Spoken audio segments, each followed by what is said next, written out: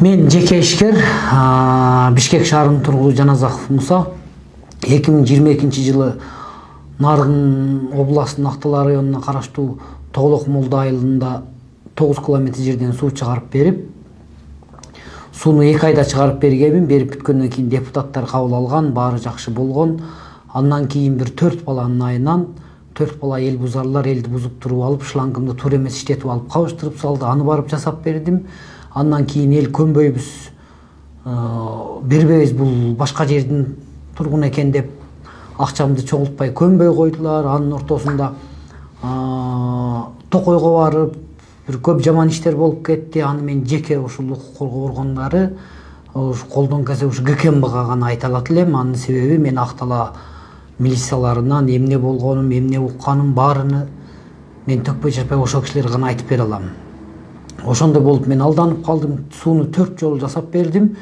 4-сүндө Алмаз Абдуллаев деген айыл өкмөт келди. Ал жигит болсом элдин талабы ушундай каптарды жасап берсең мен акчаны чогултуп берем деп элдик чогулуш кылганбыз. Бирок ошол жерде сенин адистериң туура эмес кылыптыр, биз Нарындан адис алып келебиз деп Нарындан адис алып келишкен. Ал адистер менин адистеримди өтө заманбап жасап бериптир. Бул кишилер эптей албаптыр.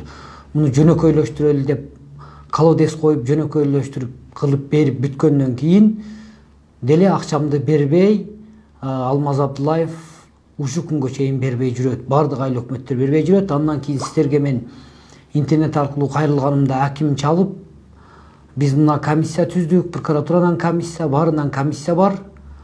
Акчаңды жакын ортодо беребиз деп дагында алдашты. Бүгүнкү күндө чалсам аким телефонду албайт. Айыл өкмөткө чалбадым, айыл өкмөт жооп бербейт жазсам. Андан сырткары бул иш боюнча Нарын ГКМБсы чакырды, ал жакка барып келдим, бирок барып келгенден бери тыянак жок. Мен бул кайрылып жатканымдын себеби ушул бир 4-5 баланын айылынан бүт Актала Нарын эли интернетте көрүп атасыздар, жаман сөздөр айтылып атат. Ошон үчүн элдин баарына сөз тийбеш үчүн ушул себепкер 4-5 баланы кармап мыйзам түрүндө жана милициялардын шалакылык кылгандыгынан, милициялардын эң бир эле бир шалакылыгы ушу 2 жылдан бери делону 2 жолу жаап салды, 2 жолу Ген прокуратурага кайрылдым.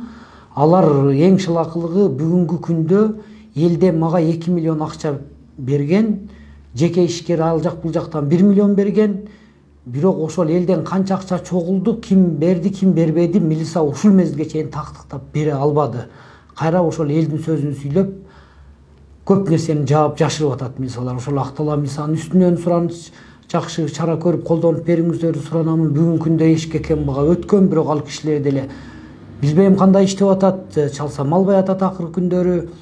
Андан сырткары мен бул жерде бүгүн мына банктан да чалды, ушул жылдын этегине чейин болсо болду, болбосо ушул жума деп атат. Болсо болду, болбосо уже үйлөрдү соттон чечим чыккан, банкка өткөзөм деп атат. Ал эми Актала жактан акимге жаздым, айыл өкмөткө 2-3 кат жаздым, губернаторго жаздым, президентке кат жаздым, андан сырткары ГКМБга кат жаздым. Ал да болбогондон жеке журналисттерден кайрылдым. Ал да болбой бир урматтуу Ташиев, урматтуу Садыр Нуркожоевич, сиздердин өзүңүздөр жеке көзөмөлүңүздөргө алып, урматтуу Садыр Нуркожоевич, сиз деген айттыңыз эле жеке ишкерлердин артынан мындан кийин айыл өкмөттөр чуркайт деп. Тескерисинче айыл өкмөт эмес, милициялар дагы ошол тарап болуп, ошол бир 4-5 баланы жаап жашырып элди бузган. Бүгүнкү күндө сотко иштерим ашып, бир өтө бир аянычтуу мезгилде тура мына жылдын аягына чейин банктар алам деп атат. Кызымдын контрагы бар эле, алар окуудан чыкканы калды, бир жылдын аягына чейин бербесең деп. Ошону ушу сиздерден суранат элем. Өтө бир кылдат карап, тез аранын ичинде чечип бериңиздерди суранамын. Ушуну менен сиздерден интернетте журналисттер аркылуу 2-нчи жолу кайрылып атышым. Буга да көңүл бурбасаңыздар, мен айласыздан башка чараларга барууга мен мажбур болуп турам. Урматтуу президент жана Ташиев, сиздерден мен суранат элем. Ушуну тез арада чечип бериңиздер. Мен кайра 2-нчи жолу кайрылып атам.